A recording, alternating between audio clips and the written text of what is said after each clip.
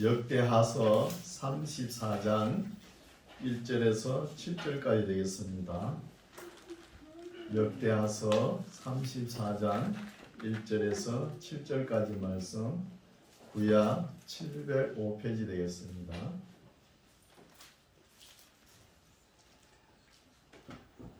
제가 봉독에 올립니다. 34장 1절. 요시야가 위에 나아갈 때에 나이 8세라 예루살렘에서 31년을 치리하며 여호와 보시기에 정직히 행하여 그 조상 다윗의 길로 행하여 좌우로 치우치지 아니하고 오히려 어렸을 때 곧 위에 있은지 8년에 그 조상 다윗의 하나님을 비로소 구하고 그 12년에 유다와 예루살렘을 비로소 정결케 하여 그 산당과 아세라 목상들과 아로 새긴 우상들과 부어 만든 우상들을 제하여 버리매 무리가 왕의 앞에서 바알들의 단을 해파하였으며 왕이 또 그 단 위에 높이 달린 태양상들을 찍고 또 아세라 목상들과 아로 새긴 우상들과 부어 만든 우상들을 바 가루를 만들어 거기 제사하던 자들의 무덤에 뿌리고 제사장들의 뼈를 단 위에서 불살라 유다와 예루살렘을 정결케 하였으며 또 므낫세와 에브라임과 시몬과 납달리까지 사면 황폐한 성읍들에도 그렇게 행하여 단들을 해파하며 아세라 목상들과 아로 새긴 우상들을 빻아 가루를 만들며 온 이스라엘 땅에 있는 모든 태양상을 찍고 예루살렘으로 돌아왔더라. 아멘. 할렐루야, 반갑습니다. 오늘도 우리 하나님께서 우리를 사랑하셔서 귀한 말씀으로 우리의 선한 양심에 심어주실 줄 믿습니다. 하나님 사랑합니다. 하나님 사랑합니다. 우리가 하나님을 항상 사랑합니다 하고 고백해야 되는 거예요. 그렇죠? 오늘 말씀은 설교 제목이 다윗 왕조의 마지막 등불이라는 제목으로 은혜받고자 합니다. 33장을 우리가 안 읽어왔죠. 33장 1절로 되돌아갑니다. 33장 1절. 우리가 지금 역대기를 살펴보고 있는데 지금 므낫세 시대까지 내려왔어요. 므낫세 후에 히스기야, 또 히스기야 후에 누가 있죠? 아하스 왕이 있죠. 그렇게 위로 쭉 올라가면 제일 처음에 이거 르호보암 왕이 나오고 그 위에는 솔로몬 왕이 나오죠. 이렇게 므낫세 시대에 왔는데 지금 므낫세 시대에 와서 남쪽 유다 왕국이 너무나 어려운 시대를 맞이하는 거예요. 왜 이렇게 어려운 시대를 맞이하느냐 하면은 우리가 구약은 레기 말씀이죠. 그 말씀에 하라는 것만 잘 순종했으면은 이스라엘 역사가 이렇게 어둡게 되지는 않았을 거예요. 그걸 순종하지 않는 거예요. 순종이 제사보다 번제보다 낫다 이런 말씀도 있잖아요. 그래서 오늘날 우리들도 하나님의 말씀을 예사로 우리 실제 삶의 피부에 안 닿는다 이래가지고 그냥 내 던져버려요. 그것이 문제라는 것이죠. 그래서 므낫세 왕이 왜 이렇게 잘못됐냐 하면은 어릴 때부터 교육을 못 받았다는 거예요. 교육을 누가 어릴 때 시킵니까? 아버지가 시키나요? 엄마가 시키는 거예요. 어머니가. 어머니의 역할이 그렇게 중요하다는 거예요. 그래서 역사를 살펴보면은 히스기야 왕이 그죠? 죽을 병에 걸렸을 때 소시적에 버린 여인이 있어요. 헵시바 여인이라고. 이 버린 여인을 그 생명이 하나님께서 히스기야 기도하니까 15년 생명 연장시켜준 그 기간에 버린 여인을 맞이하는 거예요. 맞이해가지고 이 므낫세 왕을 낳았거든요. 그러면은 버림받은 여인이 바르게 행해야 되지 않습니까? 뭐 어떤 이유로서 남편 히스기야에게 버림받았는지 모르지만 그럼 바르게 행해야 되잖아요. 근데 바르게 행하지를 못했다는 거예요. 바르게 못한 것이 뭐냐? 자녀 교육을 바르게 시키지 못했기 때문에 천하의 괴물단지 이 므낫세 왕이 탄생했다는 거예요. 그래서 여기에 대한 비유의 말씀 우리가 한 곳을 찾아보겠습니다. 헵시바 여인을 비유로 해가지고 남왕국 유다 역사가 이렇게 진행된다는 거예요. 예, 찾아보겠습니다. 이사야서 54장 6절에서 8절 말씀입니다. 이사야서 54장 6절에서 8절 말씀. 예, 그냥 들으셔도 되고 찾으셔도 됩니다.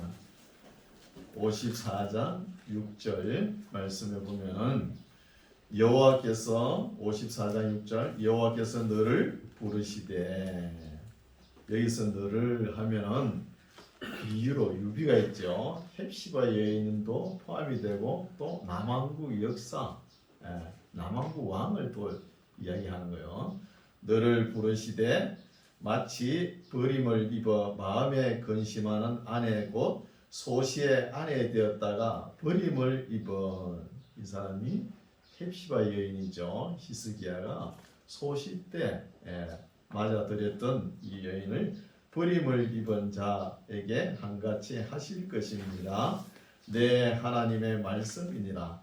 내가 잠시 너를 버렸으나 큰 긍휼로 너를 또 모을 것이요 내가 넘치는 진노로 내 얼굴을 내게서 잠시 가리웠으나 영원한 자비로 너를 긍휼히 여기리라. 내 구속자 여호와의 말이니라. 이런 내용이 역사에 쭉 역사서를 읽어보면은 히스기야 시대에 버림받은 헵시바 여인을 다시 맞이한 것처럼 하나님께서도 이스라엘 백성들이 너무나 하나님의 말씀을 듣지 않으니까 바벨론 포로 70년 징역 살다가 와야 된다는 거예요. 오면은 다시 회복시켜 준다는 말씀이에요. 그러니까 비유가 되지요. 이런 말씀이 있다는 것입니다. 그래서 33장 1절 므낫세가 위에 나아갈 때, 이 므낫세라는 이름의 뜻을 살펴보면은 잊어버리자는 뜻이에요. 히스기야 왕이 지난 과거를 자기가 치리했던 그 역사를 보면 너무나 잊어버리고 싶은 마음이 있을 거예요. 근데 이 말씀이 어디에 나오면 창세기에도 나오죠. 창세기에 요셉의 아들이 첫째 아들이 므낫세죠. 요셉이 그 애굽에 가서 그렇게 고생을 많이 해가지고 총리가 되셨잖아요. 되고 난 뒤에 그 애굽의 애굽에서 가장 미인 아스낫을 아내로 맞이해가지고 아들을 낳은 것이 첫 번째 아들이 므낫세예요. 두 번째가 에브라임이죠. 그래서 므낫세 이름을 지은 이유가 있는 거예요. 지난 과거를 너무 잊어버리고 싶은 거예요. 그러나 이런 것도 우리가 귀담아 들어야 되는 거예요. 지난 과거를 돌이켜보고 잘한 거는 잘한 대로 우리가 기억해야 되죠. 또 못한 거는 다 잊어버리면 됩니까? 다 잊어버리면 안 되죠. 못한 거 우리가 뭘 못했는지 다시 이 시대에는 바르게 이끌어 가야 되잖아요. 근데 여기에서 잊어버리자 이름을 지어놓고 지난 과거에 잘못한 것도 다 잊어버리고 잘한 것도 다 잊어버리고 그래 되면 안 되잖아요. 그렇죠? 그래서 잊어버리지 말아야 될 것을 오늘날 현 시대에 잊어버릴 수가 있어요. 또 잊어버려도 될 만한 것을 그것을 기억해가지고 이 삶의 혼란이 올 수 있다는 것이죠. 이런 것을 우리가 역사서를 읽으면서 교훈을 받아야 되는 것이죠. 그래서 33장 1절 므낫세가 위에 나아갈 때 왕위에 나아갈 때 나이가 12세라 12살이 뭘 치리하겠습니까? 그 뒤에 엄마 헵시바라는 여인이 엄마가 섭정을 했을 거 아닙니까? 섭정을 하면 아들을 하나님의 말씀과 규례를 잘 읽어보고 내 아들이 나라를 바르게 치리할 수 있도록 도움을 줘야 되잖아요. 그런데 온갖 악행을 행하도록 내버려 두는 거예요. 12세라 예루살렘에서 55년을 치리하였다는 거예요.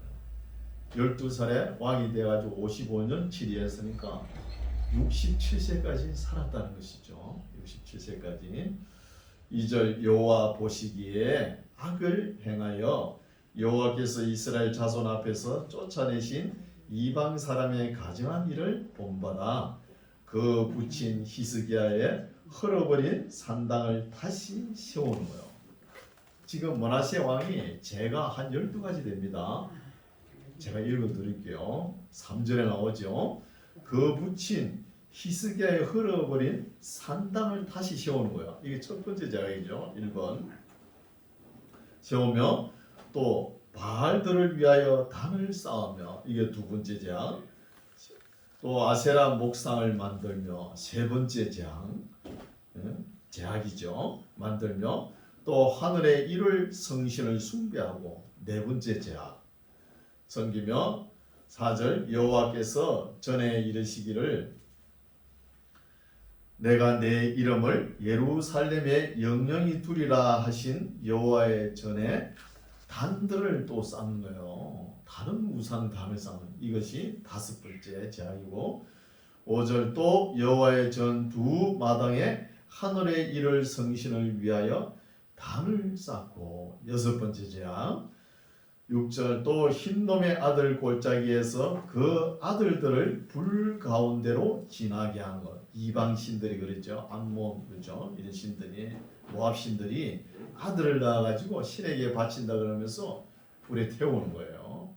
이런 걸 또 하는 거예요. 이것이 일곱 번째 죄악이고, 하며 또 점치는 점을 치며, 여덟 번째 사술과 아홉 번째, 또 요술과 열 번째 행하며, 또 신접한 자와 박수를, 이 11번째 죄악이죠. 박수를 신임하여 여호와 보시기에 악을 많이 행하여 그 진노를 격발하였으며, 또 자기가 만든 아로새긴 목상을 하나님의 전에 세웠다는 거예요. 아로새긴 목상 12번째죠. 이 12가지 죄악, 악한 일을 범하는 거예요. 그 어머니가 뒤에 섭정하면서 아들이 잘못된 길로 가면은 불러가지고 하나님 말씀을 읽어주고, 그랬으면 므낫세가 삐딱하게 나가겠습니까? 그냥 아무것도 가르치지도 않고 교육을 안 하니까 애가 이 모양이에요. 그럼 남쪽 유다 왕국을 갖다 이렇게 어렵게 만든 거예요. 그것도 또 왕이 최고 오래 있었잖아요. 55년 동안 있으면서 이렇게 되는 거예요. 이렇게 12가지 악한 행실을 행하는 것은 순전히 엄마 헵시바 여인입니다. 엄마 때문이에요. 근데 이런 것도 오늘날 모르고 이름이 좋다 그래. 헵시바 이름 뜻이 괜찮거든요. 네, 이름의 뜻이 뭐냐면 나의 기쁨이 그녀 안에 있다는 거예요. 좋죠. 나의 기쁨이 그녀 안에 있다. 이름이 좋다 해가지고 오늘 헵시바 찬양단을 만들고 또 헵시바 선교회를 또 결성하는 거예요. 과연 그래도 될까요? 이런 내용을 모르니까 아무 때나 이름을 갖다 붙이는 거예요. 이름 뜻이 아무리 좋더라도 그런 이름으로 우리 역대기에 이렇게 엄청난 아들 교육을 잘못시켜가지고 역사를 어둡게 한 장 본인인데 이런 이름을 함부로 갖다 붙이고 그러잖아요. 문제가 있죠. 7절 또 자기가 만든 아로새긴 목상을 하나님의 전에 세웠더라. 옛적에 하나님이 이 전에 대하여 다윗과 그 아들 솔로몬에게 이르시기를 내가 이스라엘 모든 지파 중에서 택한 이 전과 예루살렘에 내 이름을 영원히 둘지라. 다윗과 약속했죠. 영원히 준다고. 만일 이스라엘 사람이 내가 명한 일, 하나님께서 명한 일, 곧 모세로 전한 모든 율법과 율례와 규례를 지켜 행하면 내가 그들의 발로 다시는 그 열조에게 정하여 준 땅에서 옮기지 않게 하리라 하셨다는 거예요. 괜히 하나님께서 그냥 아무 이유 없이 그냥 약속을 했을까요? 조건이 있잖아요. 하나님의 말씀과 규례를 지키면은 너희가 내가 다윗과 약속한 그 땅에서 너희가 그 지경을 옮기지 않는다 이런 약속이잖아요. 그러나 이 약속을 지키지 못하기 때문에 BC 586년에 바빌론 왕에게 잡혀가는 거예요. 9절 유다와 예루살렘 거민이 므낫세의 게임을 받고 악을 행한 것이 여호와께서 이스라엘 자손 앞에서 멸하신 열방보다 더욱 심하다는 거예요. 지금 왕 므낫세 왕에게 게임을 받아가지고 행한 것이 이 악하게 행한 행동이 지금까지 이스라엘 역사에 하나님께서 함께 해주셔가지고 주변 열방의 싸움에서 이긴 것보다 더 많다는 거예요. 므낫세 왕이 악을 행한 것이. 그래서 한 지도자가 속인다고 해가지고 백성들이 속아 넘어가면 안 된다는 거예요. 오늘날도 우리나라 좀 있으면은 대선이 치러지죠. 그 대선 후보자들이 지금 대통령에 당선되기 위해서 이런 말 저런 말 다 합니다. 국민들은 그거 다 믿으면 안 돼요. 막상 대통령 되어보세요. 그거 다 지킵니까? 50%도 못 지켜요. 그래서 지도자가 속인다고 거기에 쏘가 넘어가는 사람들도 문제가 있다는 거예요. 쏘가 넘어가면. 우리가 항상 하나님의 말씀을 비춰봐야 돼요. 어떤 목사님이 이렇게 설교해도 과연 그게 맞는가 안 맞는가 텍스트, 성경을 비춰봐야 되잖아요. 그렇죠? 그래서 한때 우리 역사를 보면 세상 역사다 보면 냉전 시대에 히틀러 같은 사람도 보면 참 말을 잘합니다. 연설을 얼마나 그렇게 잘하는지 막 사람을 앞에 앉혀놓고 말하면 그냥 다 넘어가요. 그래서 공산주의를 실행하지 않습니까? 한때는 히틀러를 그리스도라고 이렇게 칭찬했잖아요. 너무 말을 잘하니까, 연설을 잘하니까. 또 냉전시대 소련, 구소련 보십시오. 러시아, 소련. 거기에도 보면 무솔리니, 스탈린이, 레닌 이런 사람들이 얼마나 또 공포 정치를 합니까? 무솔리니 이런 사람은 어떤 일이냐 하면은 자기가 그죠? 시계를 또한 구르시초프 이런 사람들이 시계를 자기가 잊어버렸는데 그 시계를 잊어버렸는데 35명에게 시계를 가져갔다고 자백을 받았다요. 아니 범인이 있으면 한 사람이 나야 되잖아요. 그 35명을 공포로 막 제압을 해가지고 자백하게끔 시계는 그때 따로 있었어요. 이렇게 공포 정치를 해도 워낙 말을 잘하니까 넘어가는 것이죠. 그런 역사를 우리가 세상 역사지만 지내왔잖아요.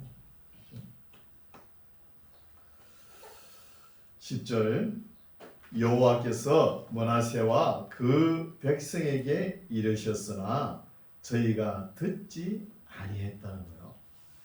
하나님께서 10절 뭐라고 하셨죠? 여호와께서 하나님께서 므낫세 왕과 그 백성 남쪽 유다와 북왕국 이스라엘 왕 백성에게 이르신 누가 이야기했을까요? 선지자 이사야가 이야기하잖아요. 이사야의 소명은 뭐예요? 눈으로 보지 못하게, 귀로 듣지 못하게, 마음으로 깨닫지 못하게 하는 것이 이사야의 소명이에요. 하나님께서 오죽하면 그러겠습니까? 행여나 하나님의 말씀을 깨닫고 돌아올까봐 내가 겁난다는 거예요. 내가 염려한다는 거예요. 하나님께서. 그런 시대다는 거예요. 악한 시대니까. 이사야 보고 소명을 줄 때 너는 귀로 들어도 듣지 못하게 또 말하는 것을 마음으로 깨닫지 못하게 해라는 거죠. 이런 시대잖아요. 그래서 이렇게 선지자가 외치고 하나님께서 선지자를 보내가지고 외치지만 왕과 백성은 듣지 않고 이사야 선지자를 우리 히브리서 11장 37절에 나오죠. 돌로 치는 것과 톱으로 캐는 것과 이런 단어가 나와요. 그걸 이사야 선지자 순교 모습이에요. 송판과 송판 사이에 이사야를 집어넣어 놓고 톱으로 캐는 거예요. 이렇게 못된 짓을 한 거예요. 므낫세 왕이. 이런 것도 우리가 알 수 있죠. 11절 여호와께서 아수르 왕의 군대 장관들로 와서 치게 하시며 하나님의 규례와 법도를 어기니까 적군이 들어오지요. 아수르 왕의 군대 장관들로 와서 치게 하시며 저희가 므낫세를 사로잡고 쇠사슬로 결박하여 바벨론으로 끌어간지라. 저가 환난을 당하여 그 하나님 여호와께 간구하고 그 열조의 하나님 앞에 크게 겸비하여 기도한 고로 하나님이 그 기도를 받으시며. 우리가 열왕기하서에 읽어가고 역대기 기자는 다른 또 해석이죠. 역대기 기자는 어떻게 해석하냐면 므낫세 왕을 아수르 나라, 바벨론에서 아수르 나라가 쳐들어와 가지고 이 므낫세 왕을 잡아간 거예요. 잡아가지고 바벨론 나라에 가서 다시 하나님을 어떻게 섬겨야 된다는 것을 교육을 받아가지고 다시 왔다는 거예요. 근데 열왕기 기자는 그렇게 기록하지 않죠. 이게 맞는 건지 역대기 기자가 쓴 것이 맞는 건지 정확한 거는 몰라요. 우리는 성경의 원본이 있잖아요. 그죠? 성경의 원본이 있잖아요. 성경에서 이렇게도 이야기하고 이렇게 이야기하면 두 개 다 우리가 읽어야 되는 거예요. 한쪽이 아니다 이렇게 할 수가 없는 것이죠. 다만 이런 거는 추측할 수 있어요. 지금 역대기 기자는 바벨론 포로 70년 항무지가 된, 그죠? 돌아오면서 항무지가 된 예루살렘을 세워보겠다는 뜻이 있잖아요. 다윗과 솔로몬 시대로.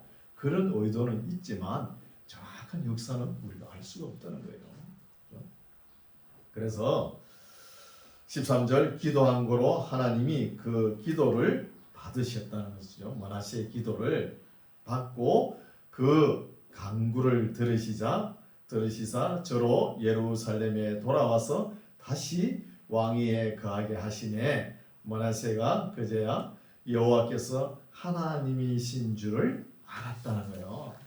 바벨론 땅에 잡혀가가지고 아수르 나라에 의해서 잡혀가가지고 하나님이 어떠신 분인 것 알았다는 거예요. 그러면 그동안 누가 잘못한 거예요? 엄마 있잖아요. 엄마가 뭐 한 거예요? 헵시바라는 여인이 다 엄마 탓입니다. 이것이 왕도 악하지만 그렇죠? 이런 것을 알 수 있죠. 14절 그 후에 다윗 성박 기온 서편 골짜기 안에 외성을 쌓되 생선문 어기까지 이르러 오벨을 둘러 심히 높이 쌓고 또 유다 모든 견고한 성읍에 군대 장관을 두며.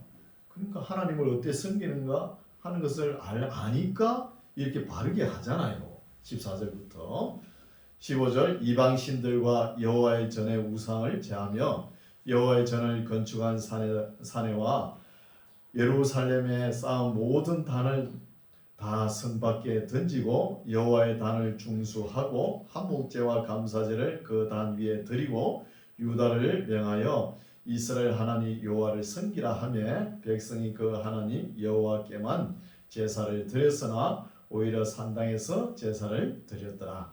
므낫세의 남은 사적과 그 하나님께 기도한 말씀과 선견자가 이스라엘 하나님 여호와의 이름을 받들고 권한 말씀이 모든 이스라엘 열왕의 행장에 기록되었고 또 그 기도와 그 기도를 들으신 것과 그 모든 죄와 금과 거룩된 실수와 겸비하기 전에 산당을 세운 것과 아세라 목상과 우상을 세운 곳들이 다 호세의 사기에 기록되니라.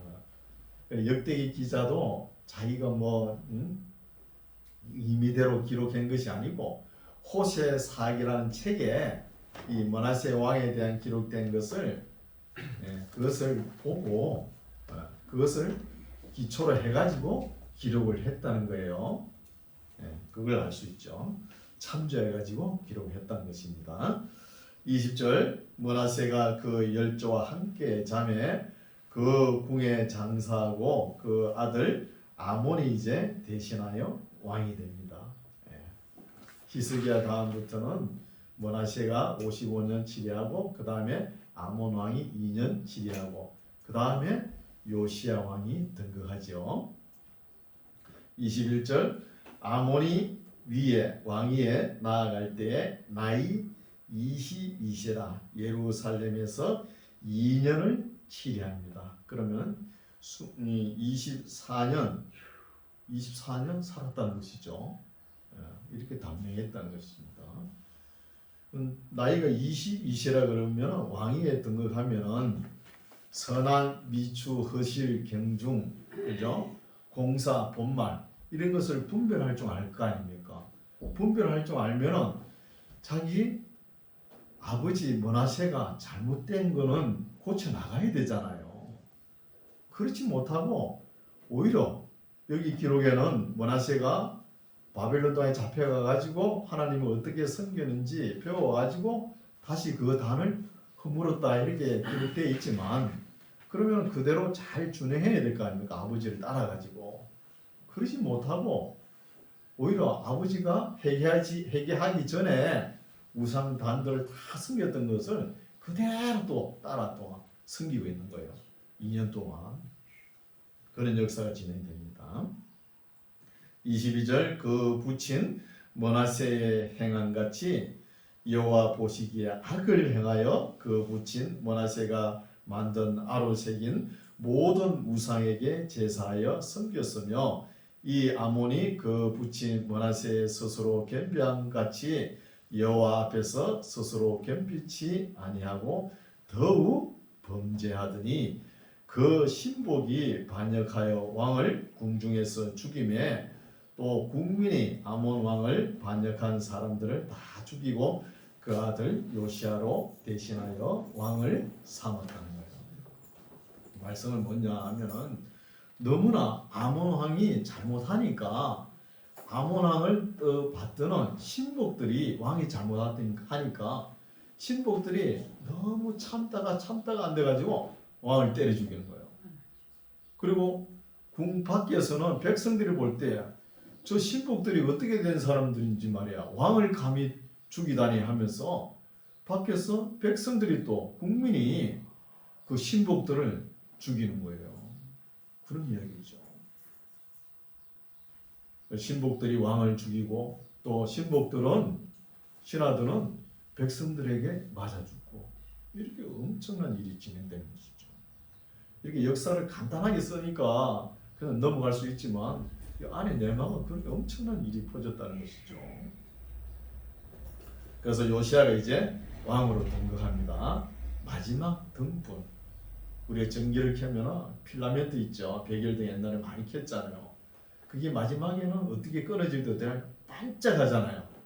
그런 것처럼 유다 왕 혈통의 마지막으로 이제 한 번 빛을 발할 수 있는 기회가 주어졌는데, 아유 요시야 왕도 그 나무 전쟁터에 나아가 간섭하다가 잠언서에 이런 말도 있잖아요. 기를 잡아당기면 어떻게 개가 문다는 거예요. 나무 일에 간섭하다가 그게 애굽 왕 바로느고가 그 요시야 왕을 보자마자 죽였다는 이런 말씀이 있잖아요. 그때는 애굽 왕 바로느고가 아수르 왕하고 전쟁하기 위해서 유브라데에서 거기서 딱 마닥쳤는데 그때 요시야가 그 중간에 있었던 거예요. 그래서 죽음을 맞이한 거예요. 참 안타깝게 이렇게 마지막 등불이 꺼져버려요. 그래서 요시야 왕이 잠깐 집권하다가 그죠? 한참 계획을 좀 더 해야 되는데 더 계획을 완전하게 이루지 못하고 그렇게 허무하게 죽음을 당하고 그 뒤에 나라가 엉망이 되는 거예요. 그 뒤에 여호아하스가 왕이 되고 그 다음에 여호야김이 왕이 되고 그 다음에 여호야긴이 왕이 되지만 여호야긴은 바벨론에 바로 잡혀가잖아요. 왕이 되자마자.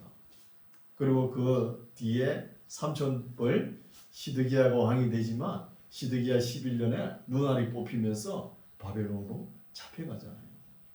이런 역사가 진행됩니다. 34장 요시야가 위에 나아갈 때에 나이 8세라. 그러면 아버지 아몬 왕은 몇 살에 죽었죠?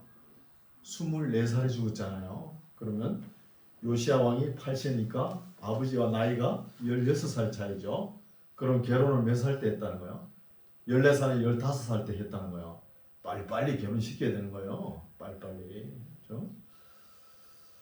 유대인들은 항상 빨리빨리 결혼시킵니다. 그래서 요시아가 8세의 왕으로 등극하는데 너무 잘해요. 그 뒤에 누가 있죠? 엄마가 잘하는 거예요. 어머니가 하나님 말씀대로 잘 가르쳐가지고 치리를 하니까 너무 잘하는 거예요. 유대인들은 자녀들을 결혼시킬 때, 그죠? 사돈간에 이렇게 보지 않습니까? 그 만날 때 아버지가 유대인 같으면 별로 신경 안 써요. 아니지. 이방인 같으면 신경 안 써요. 근데 엄마가 이방이다 그러면은 상당히 까다롭습니다. 상당히 너무 까다롭게 해요. 그만큼 밭이 중요하다는 것이죠. 밭이. 그래서 우리나라에도 보면은 제주도에 난 그 유자를 갖다가 강원도에 심어봤대요.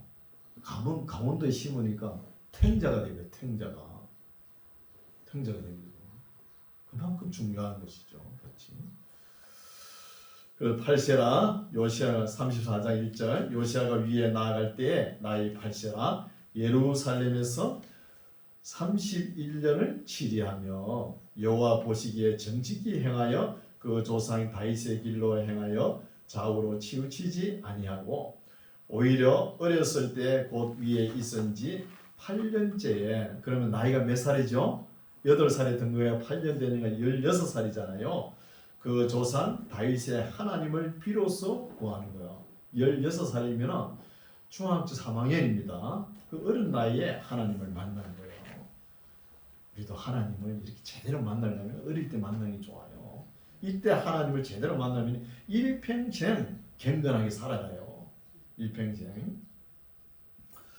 하나님을 비로소 구하고 또 12년에 20살 때 유다와 예루살렘을 비로소 정결케 하여 그 산단과 아세라 목상들과 아로새긴 우상들과 부어 만든 우상들을 제하여 버리매 우리가 왕의 앞에서 바알들의 단을 해파했으며 왕이 또 그 단 위에 높이 달린 태양상들을 찍고 또 아세라 목상들과 아로새긴 우상들과 부어 만든 우상들을 빻아 가루를 만들어 거기 제사하던 자들의 무덤에 뿌리고 제사장들의 뼈를 단 위에 불살라 유다와 예루살렘을 정결케 하였으며 또 므낫세와 에브라임과 시므온과 납달리까지 사면 한편한 성읍들에도 그렇게 행하여 단들을 해파하며 아세라 목상들과 아로새긴 우상들을 빻아 가루를 만들며 온 이스라엘 땅에 있는 모든 태양상을 찍고 예루살렘으로 돌아왔더라 하면서 전 국토 북왕국 이스라엘 땅도 가가지고 므낫세와 에브라임 지파 시므온 지파까지 다 가가지고 이렇게 하나님 앞에 바르게 행하는 거예요. 8절 요시아가 위에 있은 지 18년 그러면은 26살이죠. 18년에 그 땅과 전을 정결케 하기를 마치고 그 하나님 여호와의 전을 수리하려 하여 아살랴의 아들 사반과 부윤 마아세야와 서기관 요아하스의 아들 요아를 보낸지라. 저희가 대제사장 힐기야에게 나아가 성전에 하나님의 전에 연부한 돈을 저에게 붙이니 이 돈은 문을 지키는 레위 사람이 므낫세와 에브라임과 남아있는 이스라엘 사람과 온 유다와 베냐민과 예루살렘 거민들에게서 거둔 것이라. 그 돈을 여호와의 전 역사를 감독하는 자의 손에 붙이니 저희가 여호와의 전에 있는 공장 기술자에게 주어 그 전을 성전을 수리하게 하되 곧 목수와 건축하는 자에게 붙여 다듬은 돌과 연접하는 나무를 사며 유다 왕들이 헐어버린 전들을 위하여 들보를 만들게 하매 그 사람들이 진실이 그 일을 하니라. 그 감독은 레위 사람 곧 모라리 자손 중 야학과 오바다요 그하 자손 중 서가랴와 무술람이라. 다 그 일을 주장하고 또 음악에 익숙한 레위 사람이 함께하였으며 저희가 또 담보하는 자를 관할하며 범백 공장을 동독하고 어떤 레위 사람은 서기와 갈리와 문지기가 되었더라 하면서 원 모습으로 이렇게 회복하려고 하나님의 전이 그동안 허물어져 있었잖아요. 그 성전을 이제 다시 중수한 것이죠. 14절 무리가 여호와의 전에 연보한 돈을 꺼낼 때에 중요하죠. 14절 돈을 꺼낼 때 성전에 가가지고 성전 외부도 이렇게 수리하려고 살펴보았지만 안에 들어가니까 하나님 앞에 연보개가 있잖아요. 그것을 이제 발견하고 연보개를 꺼낼 때에 제사장 hil기야가 모세에 전한 여호와의 율법책을 발견했다는 거예요. 중요한 말씀이죠. 이 율법책을 발견함으로써 이 요시야 왕이 결정적으로 하나님의 말씀으로 거듭나는 계기가 되는 거예요. 말씀으로. 이거는 앞에 이야기했던 거와 또 차원 다른 이야기죠. 하나님을 인격적으로 만나려면은 기사와 이적과 표적으로 만나는 것이 아닙니다. 하나님의 말씀을 우리 선한 양심에 바르게 받아들여야 되는 거예요. 이 요시야 왕이 하나님의 율법책을 받아들이고 어떤 일이 일어나는지 살펴보겠습니다. 15절 서기관 사반에게 일러 가로되 내가 여호와의 전에서 율법책을 발견하였노라 하고 그 책을 사반에게 주매 사반이 책을 가지고 왕에게 나아가서 복명하여 가로되 왕께서 종들에게 명하신 것을 종들이 다 준행하였나이다. 또 여호와의 전에 있던 돈을 쏟아서 감독자와 기술자의 손에 붙였나이다 하고 서기관 사반이 또 왕에게 고하여 가로되 제사장 hil기야가 내게 책을 주더이다 하고 사반이 왕의 앞에서 읽음에 이제 읽어주는 거예요. 율법책을. 19절 중요하죠. 왕이 율법의 말씀을 듣자 곧 자기의 옷을 찢더라는 거예요. 자기 옷을 찢으면서 통에 자복하는 거예요. 이게 바로 하나님과의 우리와 사람과의 인격적인 만남입니다. 여러분 목사님들이 설교할 때 이런 말씀 많이 하죠. 인격적으로 하나님을 경외하라고 만나라고. 그게 뭐예요? 오늘 정답이 여기 있는 거예요. 하나님의 말씀을 바르게 받아들인 거예요. 그래서 통해 자복합니다. 이제 요시야 왕이 이때 말씀이 아마 신명기 말씀이었지 않나 이렇게 생각합니다. 신명기. 이렇게 성경을 전체적으로 봐야 되는 거예요. 전체적으로 봐야 무엇이 잘못됐고 무엇이 바른 것인지 뭐가 진리인지 이것을 깨닫는 거예요. 이게 인격적으로 만나는 과정입니다. 20절 왕이 hil기야와 사반의 아들 아히감과 이가의 아들 압돈과 서기관 사반과 왕의 시신 아사야에게 명하여 가로되 너희는 가서 나와 및 이스라엘과 유다의 남은 자를 위하여 이 발견한 책의 말씀에 대하여 여호와께 물으라. 우리 열조가 여호와의 말씀을 지키지 아니하고 이 책에 기록된 모든 것을 준행치 아니하였으므로 여호와께서 우리에게 쏟으신 진노가 크도다. 깨닫죠? 네. 신명기 한 거 말씀만 읽어도 이렇게 깨닫는 거예요. 22절 이에 hil기야와 왕에 보낸 사람들이 여선지자가 있죠. 훌다에게로 나아가니 저는 하스라의 손자 독하스의 아들 예복을 주관하는 살룸의 아내라 예루살렘 둘째 구역에 거하였더라. 저희가 그에게 이 뜻으로 고하며 성전자 여선지자 훌다에게 이 책에 관해서 물어보는 것이죠. 또 hil기야 그러니까 요시야 왕이 이 책의 내용을 읽어보고 정확하지는 못 깨달았을 거 아닙니까?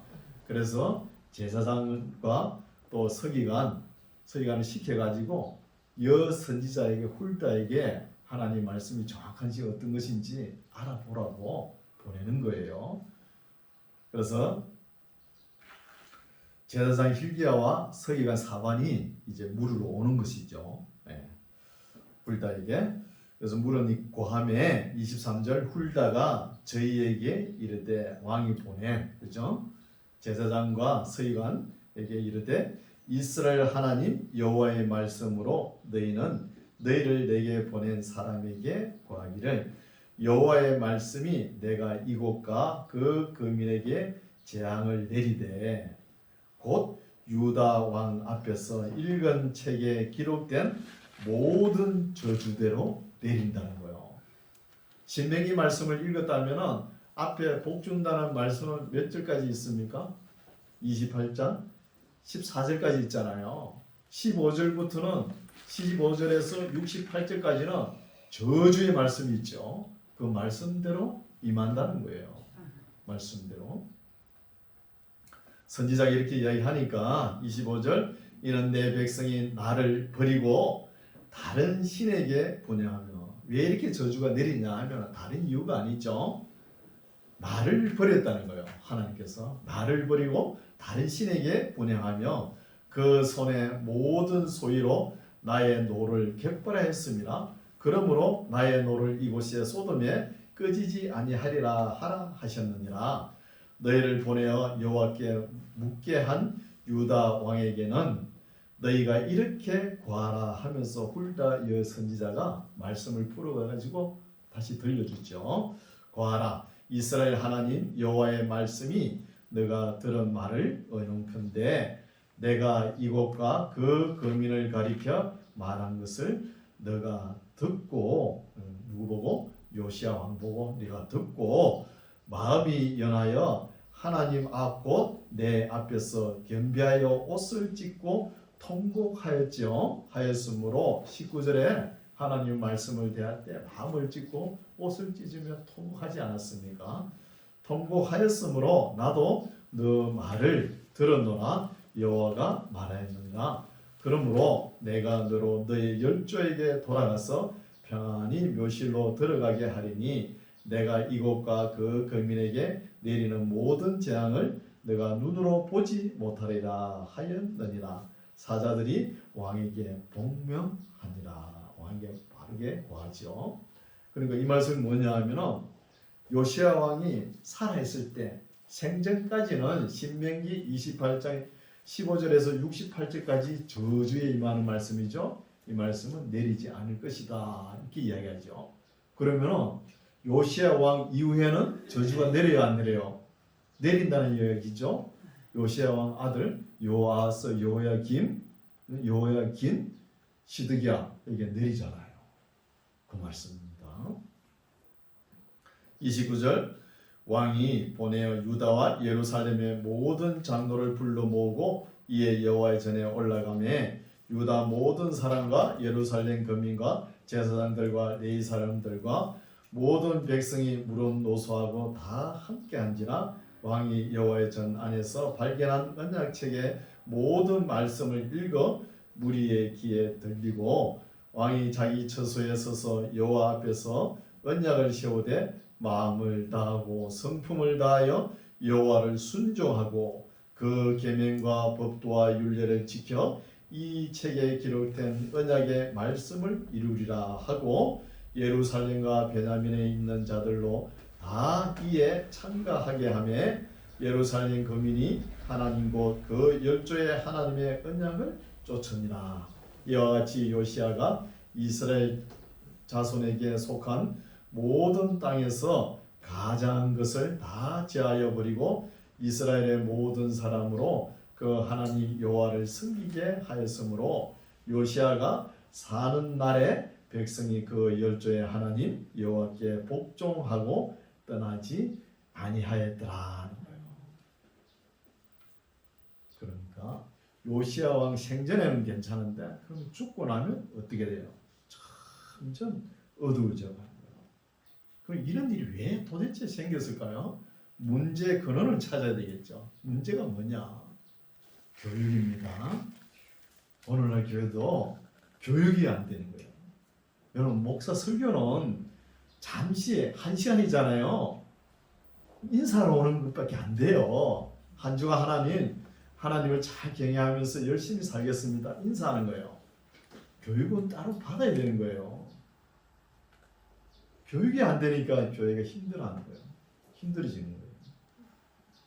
그래서 우리 한국 교회도 지금 우리 기독교가 들어온 지 150년 정도 됐죠. 이게 요시야 왕 때처럼 반짝이는 등불에 징하지 않나 이렇게 염려가 될 수 있어요.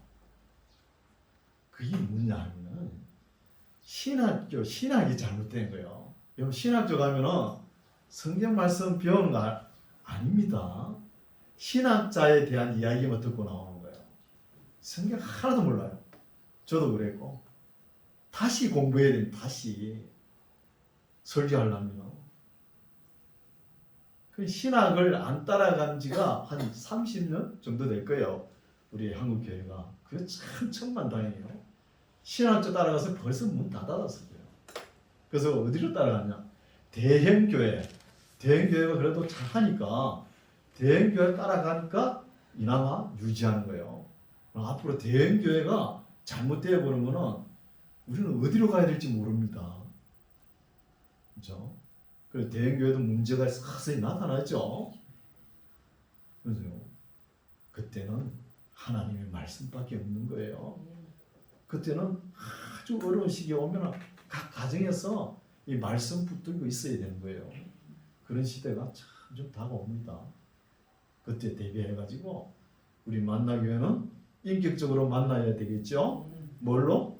66권의 말씀으로 만나가지고 무장하여 주님 오시는 그날까지 주님의 뜻을 이루어가는 우리 모두가 되시기 바랍니다. 네, 기도하겠습니다.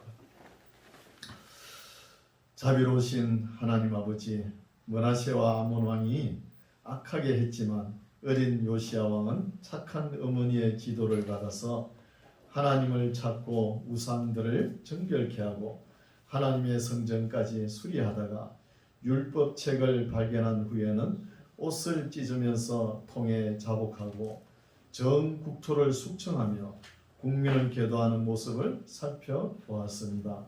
오늘 우리도 부분적인 수선이 아니라 하나님의 말씀을 제대로 읽어보고 우리의 삶과 신앙 전체 전반에 걸쳐서 먹고 마시는 것부터 새하늘과 새 땅까지 우리의 소망을 온전히 하나님의 말씀에 비추어서 원래 상태로 회복되는 우리 모두가 되게 하여 주시옵소서.